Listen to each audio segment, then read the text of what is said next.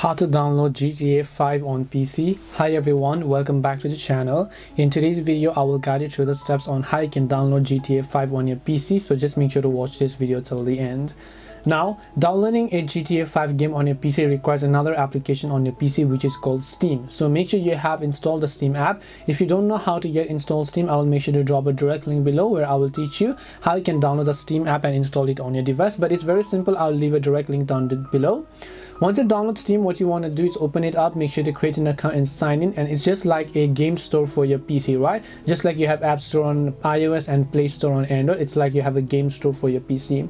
What you want to do is in the search box, you simply want to go ahead and actually type in GTA 5 over here, as you can see.